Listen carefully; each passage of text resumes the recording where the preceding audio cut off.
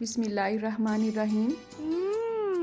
Tasty. जी हाँ, आज हम बहुत ही टेस्टी चना दाल की बर्फ़ी बनाएंगे और इसमें हम कुछ ऐसे अज्जा शामिल करेंगे जो नज़र और दिमाग की कमज़ोरी के लिए बहुत ही फ़ायदेमंद है। इसमें ना तो हम चने की दाल को दूध में भिगोएंगे और ना ही पानी या दूध में पकाएंगे। इसमें कोई भी आर्टिफिशियल कलर ऐड नहीं करेंगे, लेकिन आप देखेंगे बहुत ही लजीज और बहुत ही सॉफ्ट चना दाल की बर्फ़ी या इसका टुकड़ी हलवा रेडी होगा।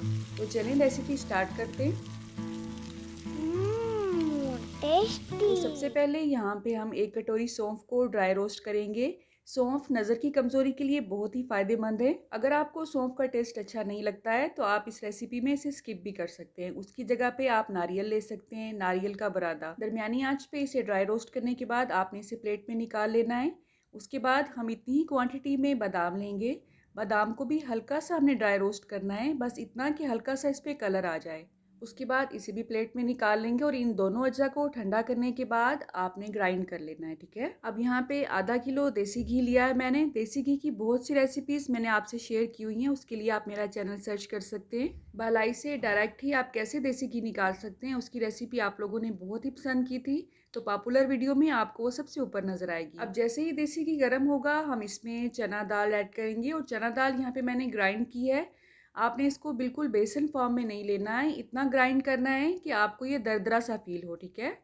असल में मिसाले पीसने वाली जो चक्की होती है मैंने वहाँ से इसे पिसवाया है और आपने उसको कहना है कि इसको आपने बेसन फॉर्म में नहीं पीसना है, बल्कि थोड़ा सा मोटा मोटा पीसना है। लेकिन अगर आपकी मशीन बहुत अच्छा काम करती है तो यही काम आप घर पे भी कर सकते हैं। असल में बेसन भी चना दाल से ही बनता है, लेकिन वो बिल्कुल पाउडर फॉर्म में होता है। तो जब आपने ये दाल पिसवानी है या पीसनी है तो जब आप इसे हाथ लगाएं तो आपको ये थोड़ी सी खुरदरी फील होनी चाहिए। इसमें चना दाल आपको मोटी मोटी सी नज़र बिल्कुल भी नहीं आनी चाहिए, ठीक है। मेरा ख्याल है आपको मेरी बात समझ आ ही गई होगी। तो आप देख सकते हैं इसका कलर भी चेंज हो रहा है। इसकी भुनाई जब होती है तो इसकी बहुत अच्छी सी खुशबू आती है। आप देख सकते हैं इसमें बहुत छोटे छोटे से अच्छे से बबल्स और झाग बन रही है। इसका मतलब है इसकी भुनाई कंप्लीट हो चुकी है। इसका कलर भी चेंज हो जाएगा, इसमें से हल्की हल्की सी खुशबू भी उठने लगेगी और इस तरह से इसकी झाग बनने लगेगी। इवन कि आप इसमें मुसलसल चम्मच हिलाते रहें तो ये झाग ख़त्म नहीं होगी। इसका मतलब है इसकी भुनाई कंप्लीट हो चुकी है। अब चूल्हे की आंच को इंतहाई स्लो करने के बाद भुने और ग्राइंड किए हुए सौंफ ऐड करेंगे। इसको आपने अच्छी तरह से मिक्स करना है यहाँ तक कि इसकी कोई गुठली बाकी ना रहे। इसके बाद इसमें बादाम ऐड करेंगे। इसको भी हमने अच्छी तरह से ग्राइंड कर लिया, लेकिन थोड़ा सा आपने इसको मोटा मोटा सा ही कूटना है। अब इसमें मैंने इलायची पाउडर भी ऐड कर दिया है 1/4 चम्मच के हिसाब से। चूल्हे की आंच इस वक्त इंतहाई स्लो है। जैसे ही ये तमाम अज्जा मिक्स होंगे चूल्हे की आंच को हम बंद कर देंगे। अब या तो इसे दूसरे चूल्हे पे शिफ्ट कर दें या चूल्हे से उतार के चूल्हे के साथ ही रखें। अब हम शीरे की तैयारी करेंगे। यहाँ पे आपने उतनी ही चीनी लेनी है जितना आपने बेसन और घी लिया है, यानी कि आधा किलो। तो आधा किलो चीनी में सिर्फ आधा कप पानी ही ऐड करेंगे। अब दरमियानी आंच पे इसे इतना पकाएंगे कि एक तार वाला शीरा रेडी हो जाए। इस दौरान आपने इसमें मुसलसल चम्मच हिलाते रहना है।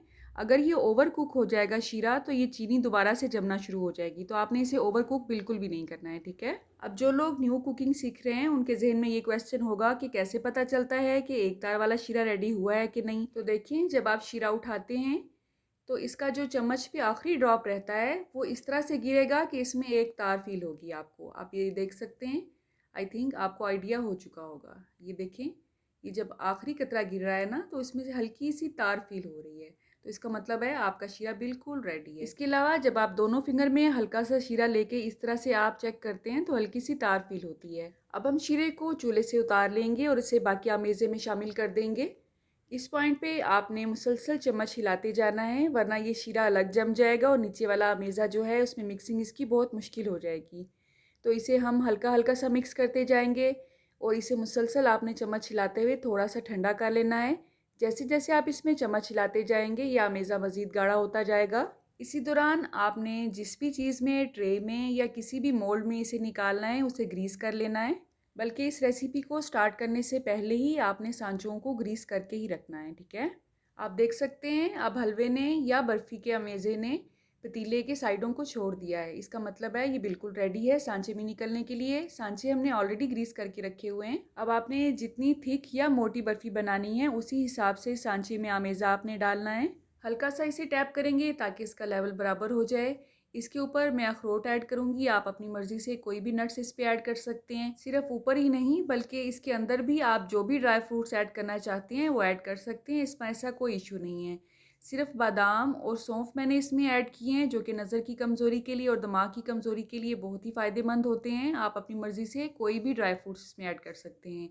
इसके ऊपर मैंने किशमिश भी स्प्रिंकल की है, आप इसके अंदर भी ऐड कर सकते हैं। जब हम ये हमेशा ट्रे में या सांचे में निकालेंगे तो इसके ऊपर थोड़ा-सा आपको घी ज़्यादा फ़ील होगा, लेकिन आपने परेशान बिल्कुल भी नहीं होना है, थोड़ी ही देर में ये इसके अंदर जज़ब हो जाएगा। तो चम्मच की मदद से हल्का-सा मैंने नट्स को प्रेस किया है ताकि ये बर्फ़ी के लेवल के बराबर आ जाएँ और ये बाहर ना निकलने पाएँ। जैसे ही ये अमेज़ा थोड़ा-सा हार्ड होगा, जैसे ही अपनी शेप में आएगा तो आपने इसको अपनी पसंद से टुकड़ियों में काट लेना है। अगर आप इसे मुकम्मल ठंडा और हार्ड होने के बाद काटेंगे तो इसकी कटिंग थोड़ी सी मुश्किल होती है। तो जब ये थोड़ा सा नरम हो और शेप में आए तभी आपने इसकी कटिंग कर लेनी है, ठीक है। अच्छा, बहुत से लोगों को मेजरमेंट में मुश्किल होती है। वो कहते हैं कि आधा किलो कितना होता है, कप्स में बताएं। तो उनकी आसानी के लिए मैं बताती चलूँ कि ये तकरीबन 2.5 कप बनते हैं। आधा किलो चीनी भी 2.5 कप ही बनती है, लेकिन आधा किलो जो दाल है वो पीसने के बाद तकरीबन 3 कप बनती है, ठीक है। जिन बच्चों पे स्टडी का बहुत ज़्यादा बर्डन है, आप उन्हें ये ज़रूर बना के दें। इसके अलावा बुज़ुर्गों के लिए भी ये बहुत ही फ़ायदेमंद है। ये फ्रिज में रखे बगैर 5 से 6 माह तक मुकम्मल ठीक रहती है, लेकिन शर्त ये है कि आपने इसको मुकम्मल तौर पे ड्राई और एयर टाइट जार में रखना है। हाँ, अगर आपने इसमें खोपरा ऐड किया है या कोकोनट ऐड किया है तो उसकी शेल्फ लाइफ सिर्फ 1.5 से 2 माह होती है, क्योंकि उसके बाद उसका टेस्ट चेंज होना शुरू हो जाता है। मुझे पूरी उम्मीद है कि आज की इस वीडियो में अगर आपने कुछ भी नया या आसान सीखा होगा तो आप मेरी बाकी रेसिपीज़ पे भी ज़रूर आएंगे। अल्लाह आप सबका दस्तरखान सजाए रखे और हम सबको सेहत और ईमान का रिज़्क अता फरमाए। रुके रुके सुने, जाने से पहले वीडियो को लाइक कर दें, अच्छी लगी तो शेयर कर दें और सब्सक्राइब करने के बाद बेल का आइकन भी ज़रूर प्रेस करें। जज़ाकल्लाह। मेरी नेक्स्ट वीडियो तक अल्लाह अल्लाह हाफ़िज़। हाफिज़।